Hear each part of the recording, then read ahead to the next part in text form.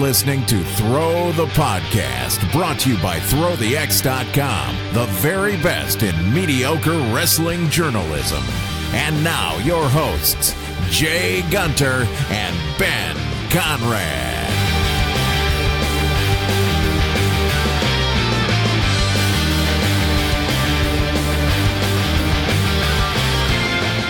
Hello, everyone, and welcome to Throw the Podcast, brought to you by Wrestling News World. I am your host, Jay Gunter, and with me, as always, he is the Marty Jannetty to my Shawn Michaels. He's the Luke Harper to my Bray Wyatt. He is the Viking Experience to my War Raiders. He is Ben Conrad. Ben, how you doing? I'm great, Jay. I may be the Luke Harper to your Bray Wyatt, but I would never ask for my release from this podcast with you, my friend. Well, you know, I appreciate that, and I'm glad that you said something about that, because there's been kind of a rash of that going on lately. As we mentioned, Luke Harper asked for his release, and, you know, I want to kind of get into that with you, Ben, because something funny is kind of happening with all that, especially with Luke Harper. Luke Harper took kind of a different route to get there. Luke Harper actually went on Twitter to announce that he was asking for his release. And I don't know if that was the right way to do it, because now the WWE has reportedly extended his contract. He was supposed to be up in, I think it was November. And of course, for those of you who don't know, Luke Harper was hurt for a while. And it looks like the WWE, instead of actually granting his release, they said that his contract was frozen while he was injured, and they actually extended him until early 2020. And I want to get your thoughts on that, Ben. I mean, here you have a guy, normally when somebody asks for their release, they keep it kind of quiet. You know, they ask for their release and then they go about their business in a normal professional way until it's granted. He did the exact opposite. The day that he asked for his release, he actually, you know, put everybody on notice. He went on Twitter and announced it to everybody. Do you think that was a good idea? Yeah, Jay, you know, I've never been a fan of, airing your dirty laundry to the world. You know, if you've got beef with WWE for whatever reason, and I'm just speculating, you know, the guy wants his release for a reason. I don't know what that reason is. Most of the time it's guys who are unhappy with their storylines, their place in the company, their place on the card. Him, I don't know that for a fact, so don't quote me. However, I also don't know what was said between him and WWE officials, specifically Vince McMahon, before he chose to get on Twitter and air it to the world. So I can't sit here and speculate too much. Do I agree with his decision to go on Twitter and take it public? And no, it's never a good idea, especially when you're not in control of your own fate. You know what I mean? As it turned out, he was not. Having said that, Jay, so his contract was due up in November. They extended him 6 months. So that would take him to what, May? If my math is right? Yeah, somewhere around there. Now, do you expect, and this may sound like a dumb question, do you expect his immediate release once his contract extension is up? Yeah, I do. Okay. You know, when his contract's up, I don't expect him to sign a new contract. Right. I mean, after, you know, you can't really walk back anything that you said or anything that happened. So does this 6 months give, WWE, I guess, the opportunity to keep him on the shelf, keep him out of the public eye? Or does it give WWE the opportunity to absolutely bury him before he moves to a different company? I think it's option 2, to be quite honest with you. I mean, why not? And the rumor was the WWE already had plans for him. They had already set up his next feud with Sami Zayn. Sami Zayn, right.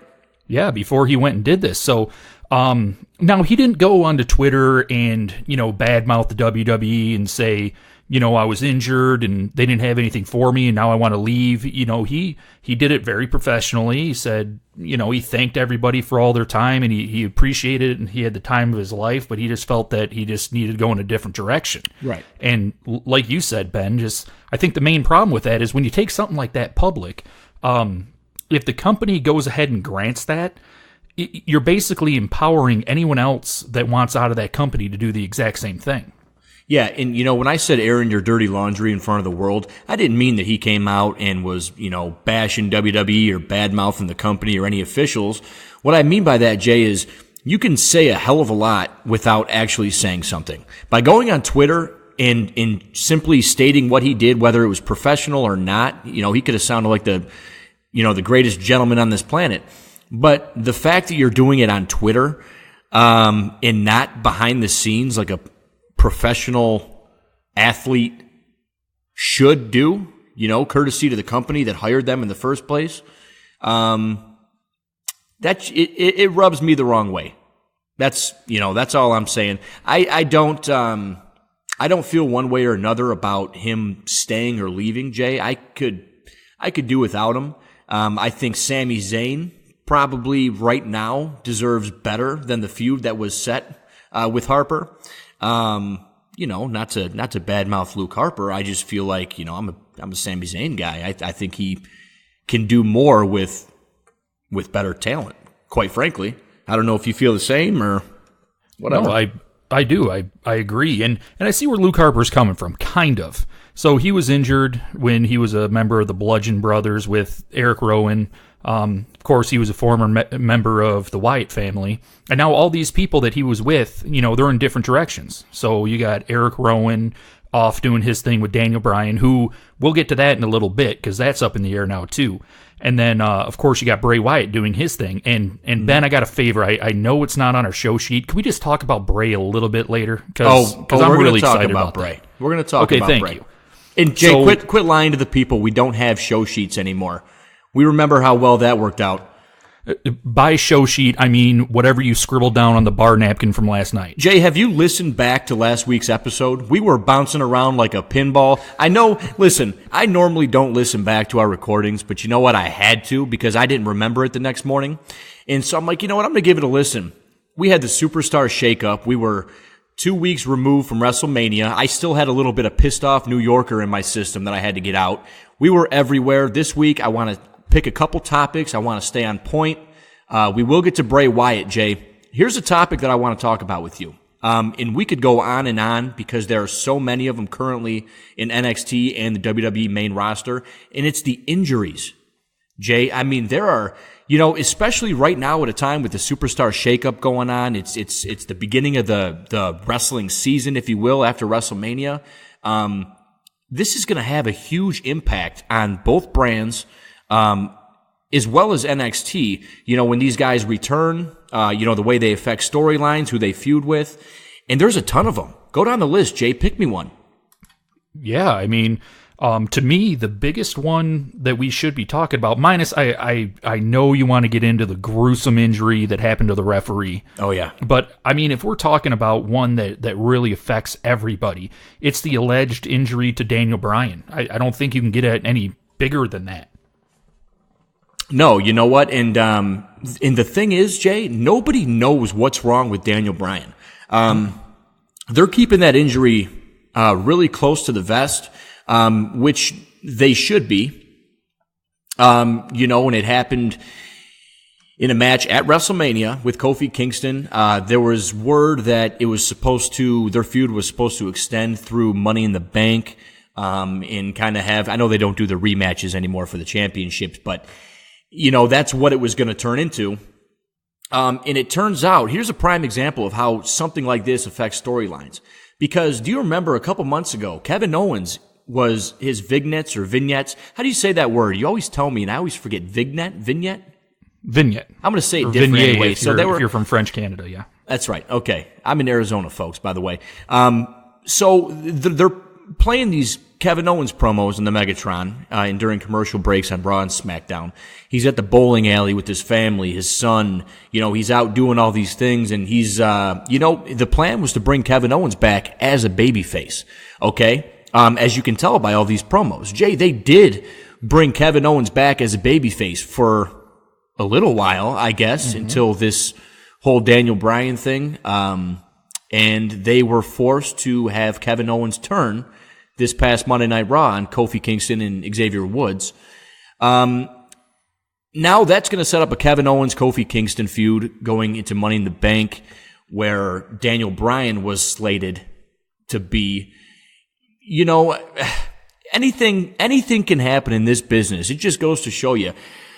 And the bad thing is none of us know what is actually wrong with Daniel Bryan. I'm holding my breath thinking to myself, is it another concussion? Please not a concussion. Please not a neck injury. Anywhere near the head. You know what I mean? We went through this a few years ago. Yeah, and that's the part that really scares me, the whole WWE not announcing the injury. Because I think if it was a shoulder or a knee or a leg or muscle or a tendon, they'd come out and say that. And they'd tell everybody, how long he was expected, or it'd at least leak out. There's plenty of people that find out about this kind of stuff. And we would know. The fact that nobody knows, WWE's not saying anything, what that tells me is that it must be a head injury. Because what they're doing is they're taking their time with it. They're making sure that they're correct on the diagnosis because they don't want it getting out there and then them, disappointing fans. And so, me personally, I think it has to be some sort of head injury in order for it to take this long to even figure out what's going on with him.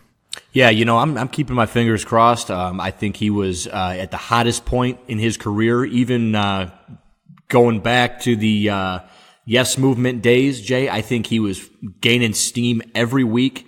They're finally selling the eco-friendly belt on WWE.com, by the way, for those of you who are interested. They're limited, but it's about damn time. And Jay, let's not also forget that the reason Kevin Owens was an honorary member of the New Day was because Big E's out with injury.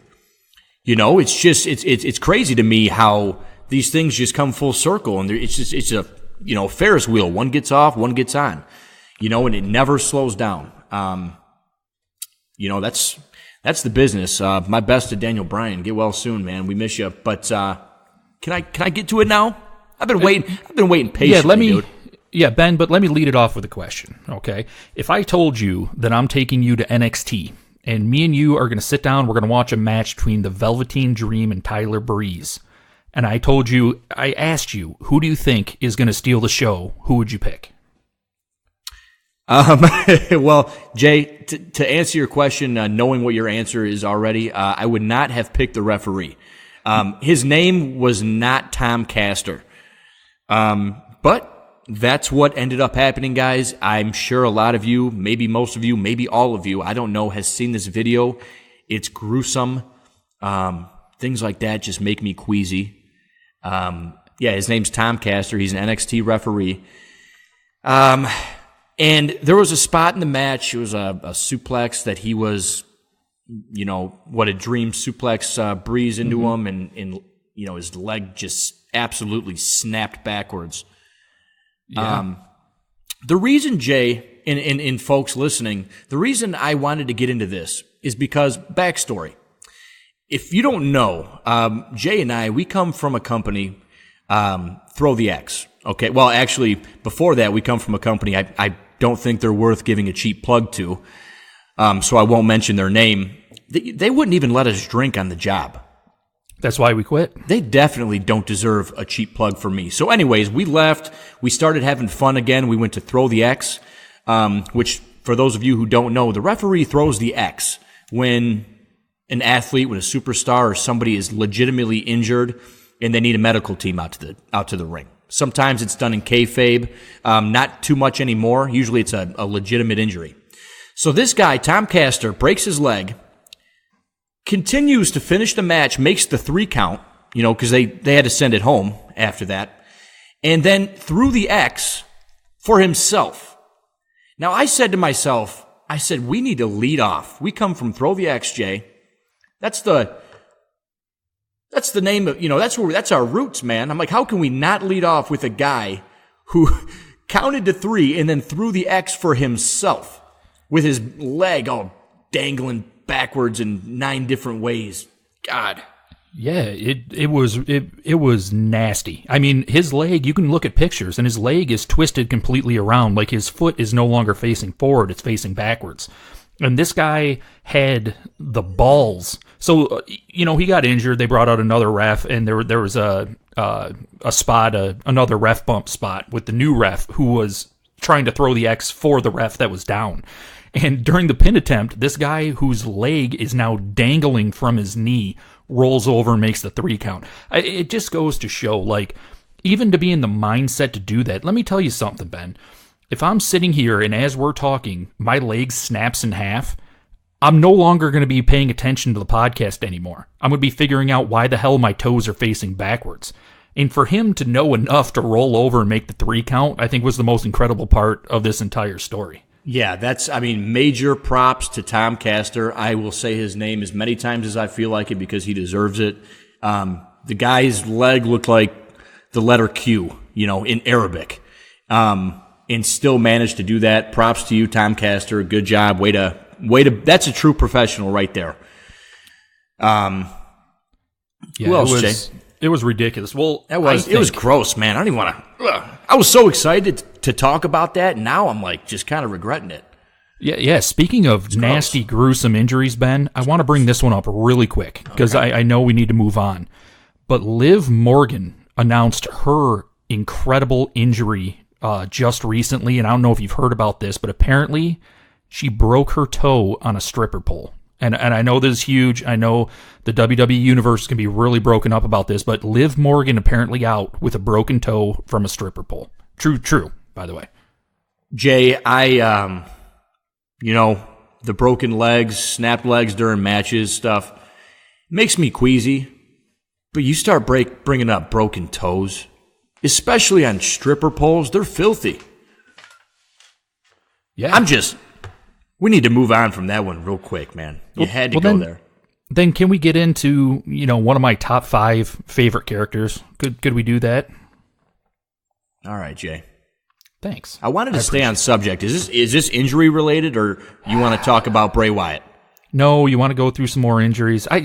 There's so many. Technically, we can get away with talking about Bray Wyatt if you want, because Bray Wyatt is out with an injury. While not injured anymore, that's the reason he's off television right now. So if you wanted to find a way to tie that in, that'll kind of give us, I can do the ultimate tie in there, Ben. Okay. Speaking of Luke Harper and injuries, let's talk about Bray Wyatt, the former leader of the Wyatt family, which Luke Harper was a part of, that is currently out with an injury slated to come back soon. How's that for a transition? That was awesome. I'm going to let you go on. I don't want you to stop talking. I appreciate that. So for those of you that have been listening to us for a while, that Bray Wyatt is, one of my favorite characters. I know that he got stale there after a little while, but I don't care. I really don't. You can say what you want about his wrestling. His style really never changed, but to me, he was something different. He was something new in the WWE. They really didn't have those dark characters. Did his promos make sense? No. Were they awesome? Yeah. Don't care what anyone says, but he's been out since forever. Damn near a year, Ben, right? Yeah, long time. Too long. Yeah, almost a year. And he's slated to come back, and he's coming back with a new character. This new character. Now, they were talking about giving him a new character like a year ago, like before he was injured. They're saying, "Oh yeah, they're gonna debut Bray Wyatt with a new character," but now it's happened. And Ben, I love it. I love it, and I know there's not a lot of people out there that are going to agree with me. I don't care about those people. Those people are going to learn to love it, and I promise you they will come around, Jay, because I love it too. Now, I love it for a reason that was hard for me to explain until I just read an interview with... God, I forgot who did the interview, but they did it with, I wish I knew, and normally, guys, I will have this written down because I like to give credit where it's due, so I apologize if I'm stealing your interview, but it was a really good one. It was with the director, the guy who directed those Firefly Funhouse, the promo, and I also don't have his name in front of me. I apologize. He deserves credit, too, because they're great. But he put it in a really good way, Jay. He said the Bray Wyatt character was an over-the-top monster. Since he became Bray Wyatt, he was just this over-the-top monster, and it was scary. It was creepy. It was like Undertaker scary. But he made a great point, and he said, in my opinion, the scariest monsters out there are the Ted Bundys, the Gacy's, the people who can be out in the public eye and you have no idea they're a monster. You know what I mean? He's got that extra level of creepiness to him. He's got that Steve from Blue's Clues mixed with, the Demon Barber from Fleet Street type thing going on right now, only with the chainsaw. I think this is a huge improvement to his character. It makes him dynamic. It gives him a lot of angles, a lot of routes, a lot of fresh stuff that he can bring into this, Jay. And it was a great point. While these promos were funny, I was laughing my ass off, but at the same time, I was just really creeped out. I'm like, this guy looks like my neighbor right now. Yeah, I couldn't agree more with you. I mean, when he was Bray Wyatt, when he was the Eater of Worlds, his promos were supposed to creep you out. They had that aesthetic. It was like a horror film almost, and they were made to kind of make you afraid. And they didn't for me. I would just sit back and be like, wow, that was a really cool promo, or wow, I really like how they did that. This one legitly creeped me out. Like, I watched it and I think I called you. I think I called you and was like, dude, it was actually creepy. Like, yeah, you couldn't sleep. I remember that. You needed to call somebody to talk you down before you went to bed. You figured, I'm in Arizona, I'm 3 hours behind you. Yeah, and that you'd understand. But right. I mean, this whole Firefly Funhouse thing, I think, is great. And you hit the nail on the head when you were talking about, the Ted Bundys of this world, and the scariest stuff is the stuff that's out in the open.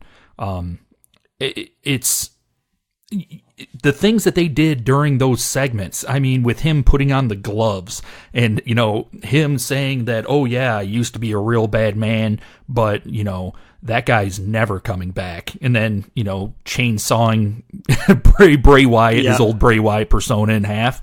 I'm really excited, but there is something that scares me, Ben. And what's that? I hope, because you got to remember, these are just small segments that have been recorded.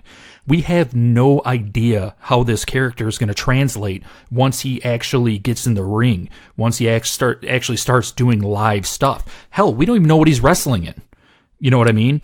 And the WWE is notorious. I mean, this character is set up to turn evil, right? I mean, that's the end game. You would think that, Jay, and I was hoping you would say that, because in my opinion, I don't think you can go full heel. I don't think you can. You can definitely not go full babyface. I mean, maybe you could. I think actually a babyface run with this character may work surprisingly better than most people would think. Just because I think the fans are going to eat it up. But I think you keep him somewhere in the middle. He used to be a bad man. He's got those demons. He's changed. He's rehabilitated. I think if you keep him somewhere in the middle, you don't risk as much of losing that fan base. The younger kids and the IWC. I think you can kind of hold everybody together. Not knowing what he's going to do next. He kind of appeals to everybody. You know what I mean? Yeah. And there are ways they can do that, but you're right. I think this is going to go over great. I just have a lot of faith in Bray Wyatt. I mean, coming from the Husky Harris that he started in years ago, made his way up through Bray Wyatt and the Wyatt family and then his own run. I don't think this guy has it in him to fail. So that gives me a lot of confidence in this gimmick. I think you're right, and I have a lot of confidence in him to pull it off, but you know who I don't have confidence in is the WWE. Right. And Ben, you brought this up earlier with Kevin Owens. Kevin Owens was slated to be a babyface. He was going on a babyface run, and his character was actually awesome. His character was that of a everyman. He was a father. He liked hanging out with his family. He was fat. He enjoyed beer. He'd jump out of the ring at the first sign of, during his own talk show when it seemed like there was going to be a fight. He just got the hell out of there. And it was great. And what'd they do? They rushed it. And they made him turn heel super fast. And instead of letting the character breathe and letting people get into it, when he actually turned heel, I don't know why the crowd went crazy. Like, oh my God, I can't believe he did it. It's like, dude, he's been nice for like a week, and you're telling me you can't believe he's heel now?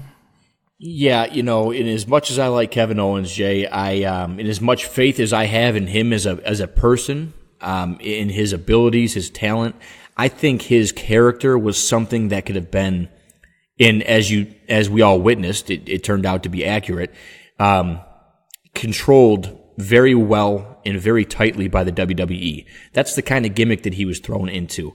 Bray Wyatt, on the other hand, Jay, I think he paves his own path. I think he's got the creative mind. I think most of these ideas are Bray Wyatt's. I don't think the WWE has a whole lot of say in what he does and what he says, other than, obviously, the small stuff that he's got to do to progress a storyline. I think a lot of this is Bray Wyatt being Bray Wyatt. And we always say the best characters are the ones that are, turned up to level 10. This is who Bray Wyatt is. He's just, I think, a creepy guy who's stuck in his head, and he brings that out on WWE television. So that's why I don't worry as much about Bray Wyatt as, say, guys like Kevin Owens. The example you brought up. Because I don't think WWE has that grasp on Bray Wyatt that they would like to have. He's kind of a free spirit. So, but we'll see. I could be wrong. I'm usually wrong, actually. But in this case, I hope not. I'm just excited. Yeah, I just really hope that they don't let this new Bray Wyatt character run for 2 weeks and then hurry up and turn him heel, or hurry up and release the evil.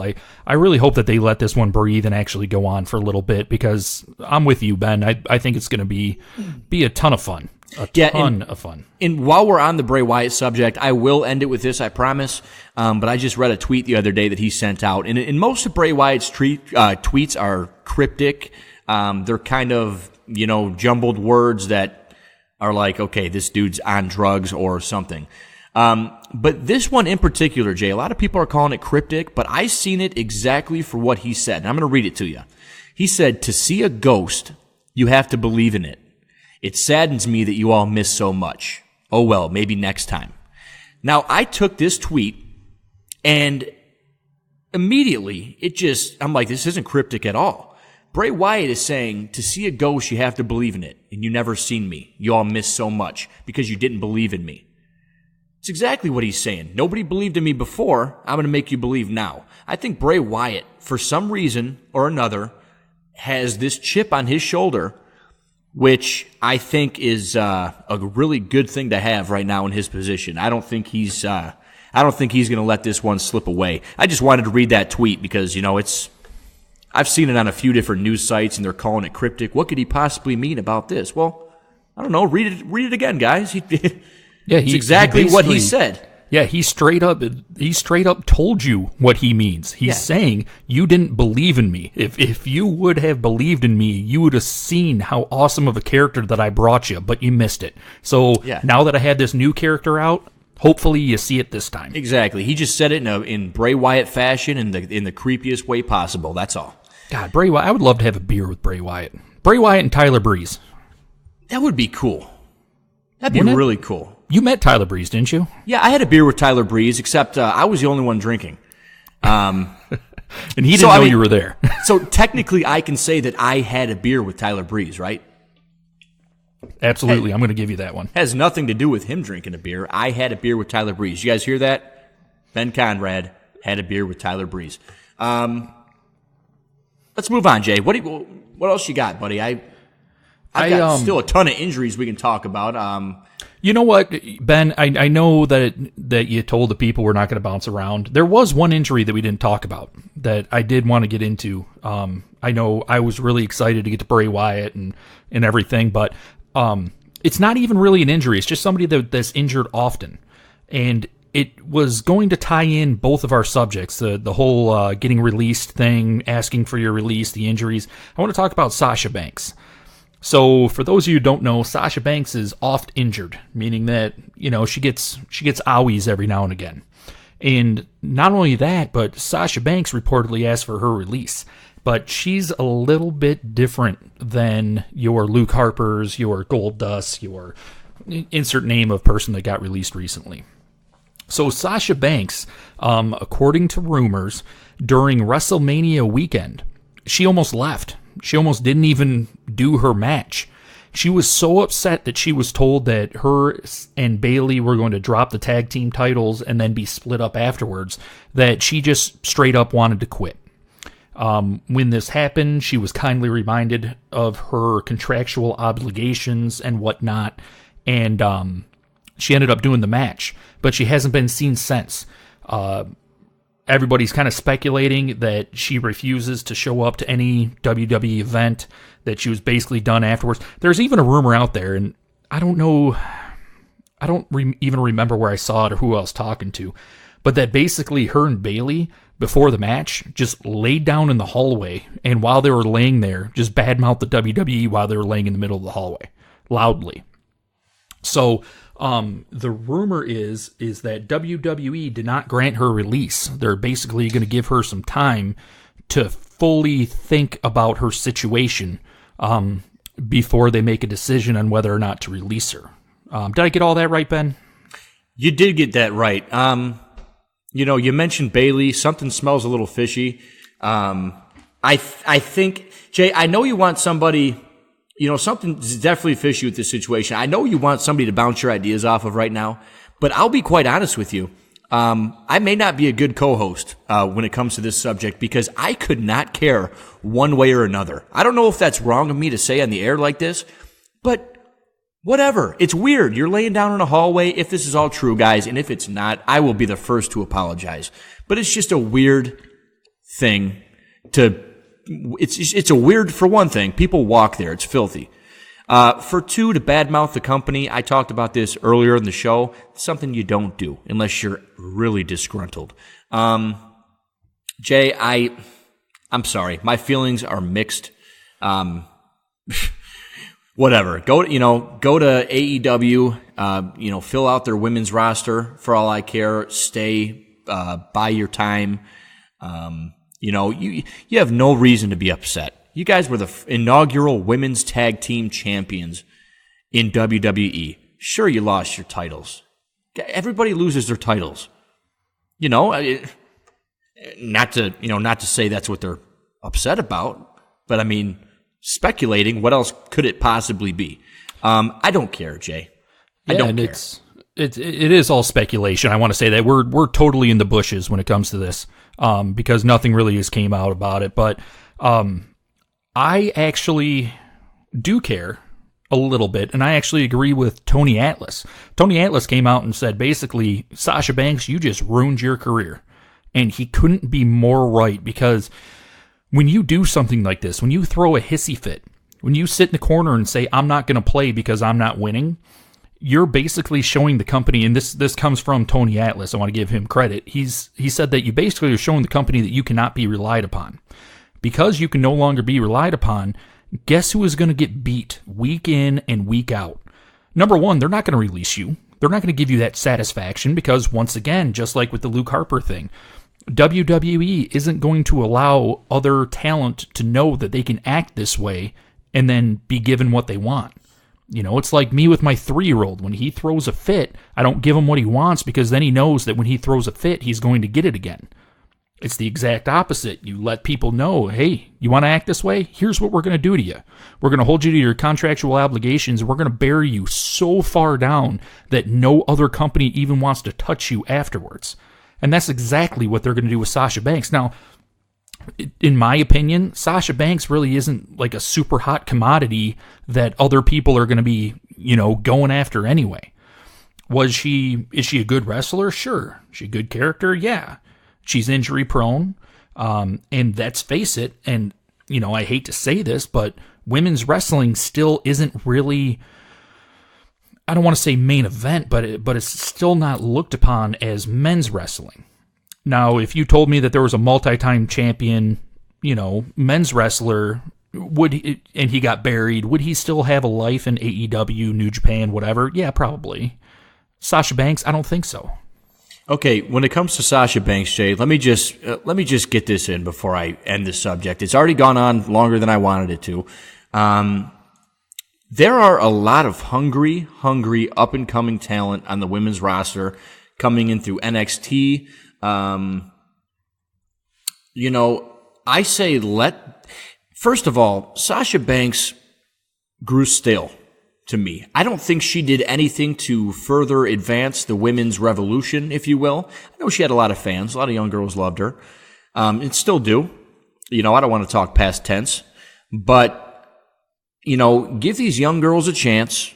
Let them show you what they can do. They're all a lot of them are fantastic wrestlers. And then let Charlotte Flair and Becky Lynch lead the way.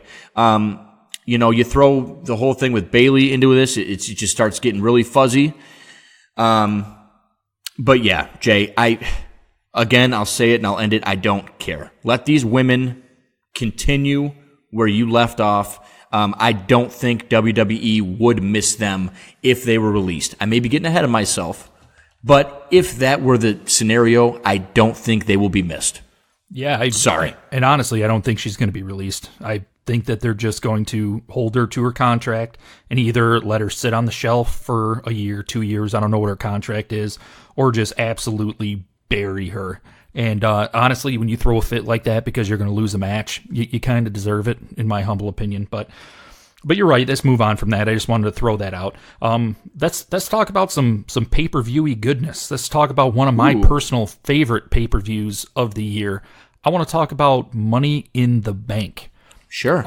So Ben, apparently the Money in the Bank match has been leaked as far as the contestants. Yes. I got a spoiler for you guys. You want to hear it? Yeah. If you don't want to hear it, plug your ears for the next, 10 seconds. All right, Jay, I'm going to really throw these people off. I'm going to wait 10 seconds, and then I'm going to say it. Just kidding. Listen, guys, there was a graphic that came out. Okay, Money in the Bank takes place on the 19th of May in Connecticut, Hartford, I believe. It was a local graphic, Jay, that came out in the Connecticut area. Who does it list? It lists all 7 supposed participants. Everything is subject to change, especially now that, WWE obviously has caught wind of the situation. But who are the 7 guys, Jay, advertised? So you have... So it does list the 7. Of the 7, I think that you're only looking at about 4 that actually have a shot at this. But you got Andrade... you got Lars Sullivan, you got Aleister Black, you got Ricochet, you got Rey Mysterio, you got Cesaro, which, really? I mean, Cesaro, really? So, you know what? He deserves it, whatever. We'll see what the storyline is at that time, but... He's there to catch somebody, let's be honest. Right. And then you got Drew McIntyre. So those are the 7 that are rumored to be in this match. And like I said, of the 7, I believe that there's only really, I don't know, I think you can make a case for 4 of them that actually have a shot. Well,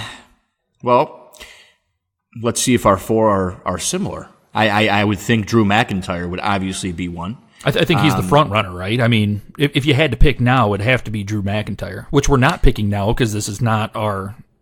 prediction show, but... Sure. I think these 2, it may come as a surprise, but I don't think they are in the top odds-wise to win this match, and it's Ricochet and Aleister Black. I think they're there for the spots. These Money in the Bank ladder matches need people who can carry them spot-wise, if that makes sense. People who can jump off ladders and through tables and do... crazy stuff to make the match interesting. And I think that's why these guys are there. Cesaro, Jay, I don't know why he's there. I don't care. I'm not complaining. He's there to catch people, right. He's going to catch Ricochet, I'm sure, about 10 times. Mm-hmm. Rey Mysterio may be there for the spots as well. I think Andrade, the winning the Money in the Bank could do wonders for Andrade, and also Lars Sullivan. I think could do even greater things for Lars.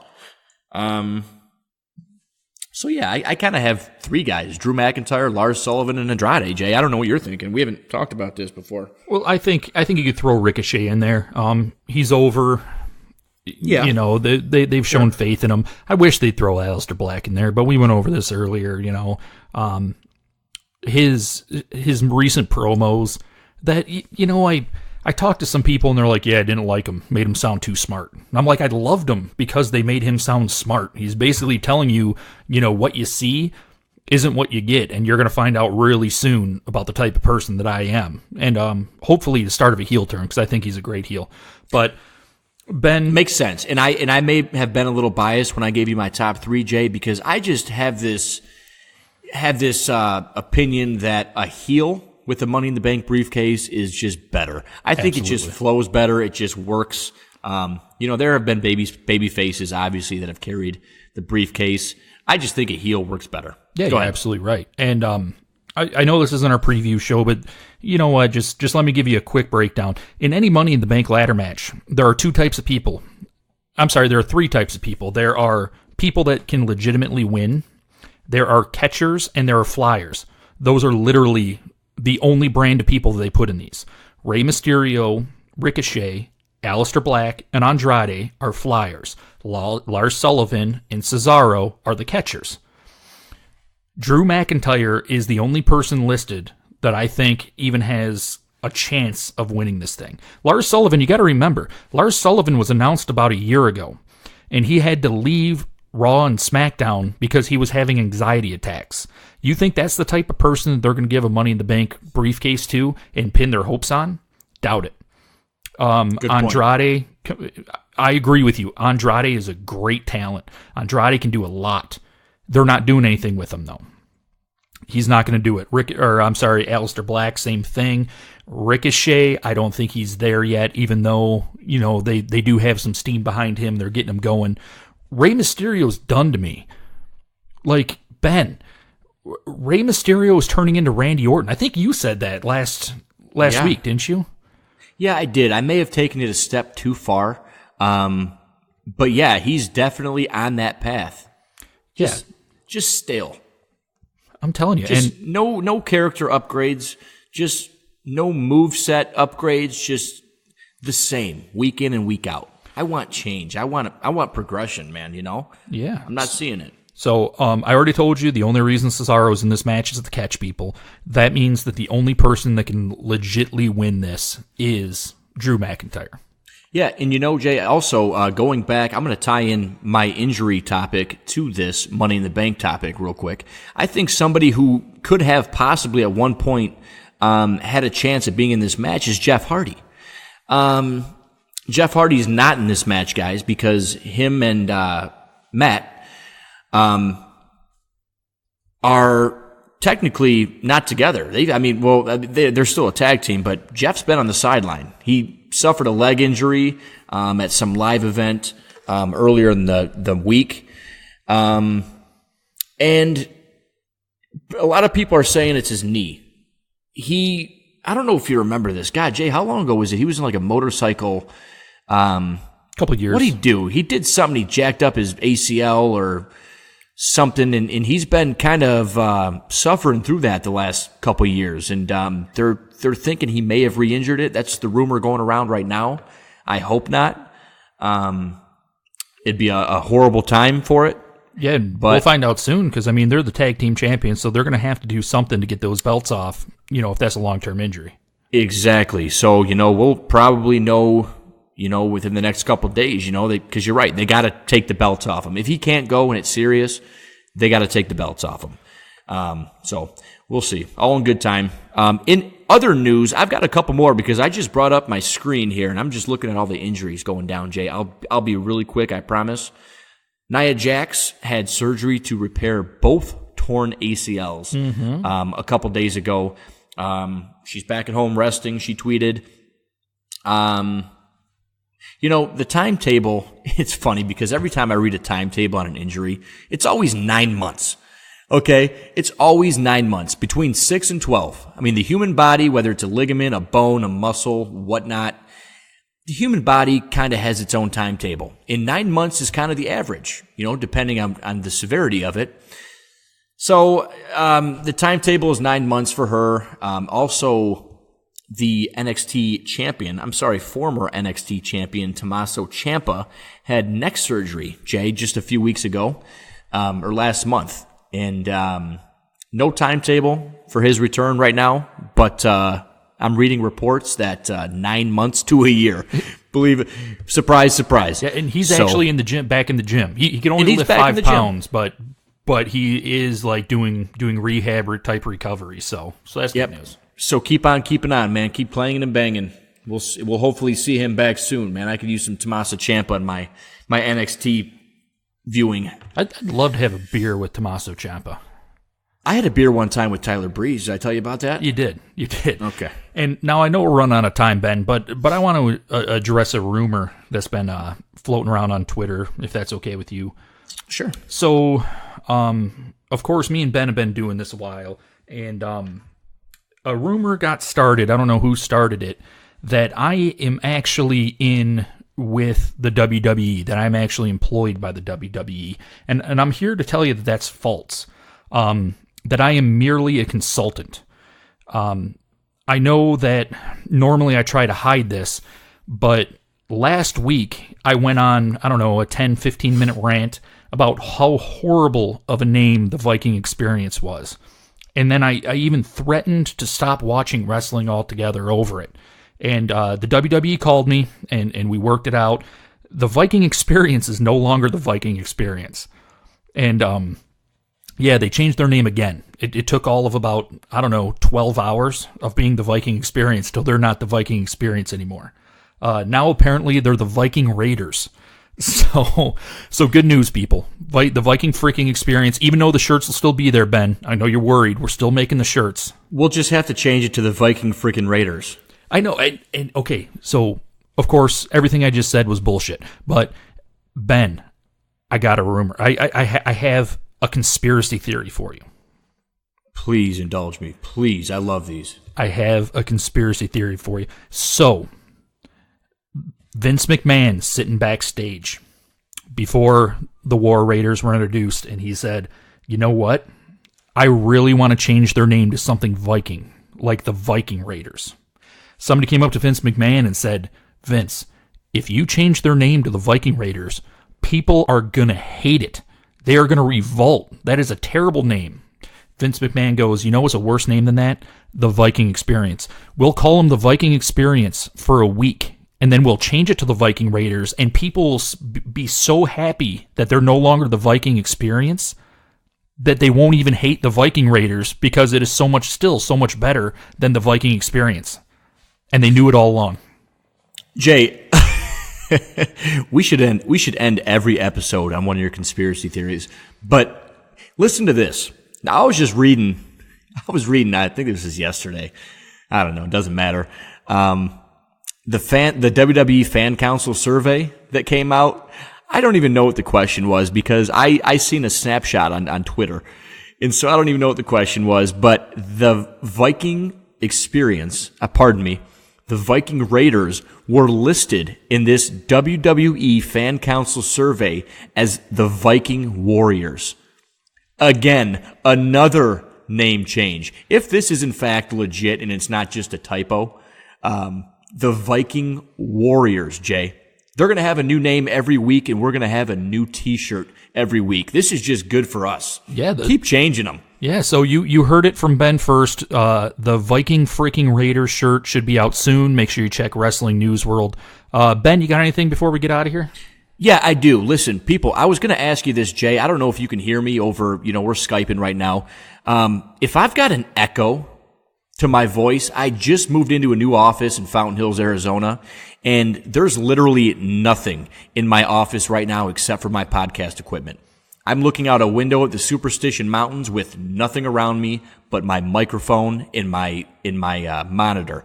So I'll get that fixed. I'll get moved in by next week. Tweet at me, let me know, because I can't tell right now.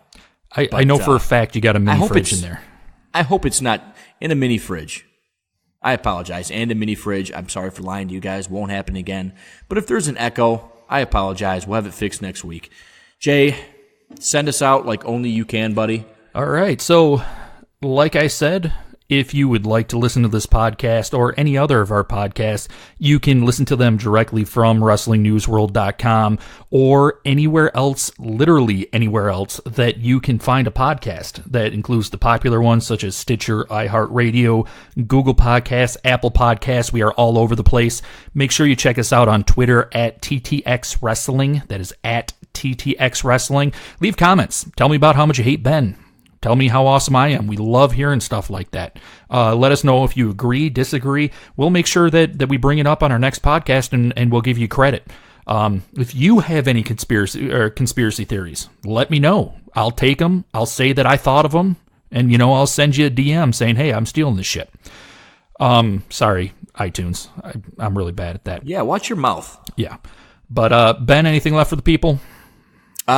Just remember, I'll leave you guys with this: to see a ghost, you have to believe in it. It saddens me that you all miss so much. Guy with the cool voice, take us out. Thank you for listening to Throw the Podcast.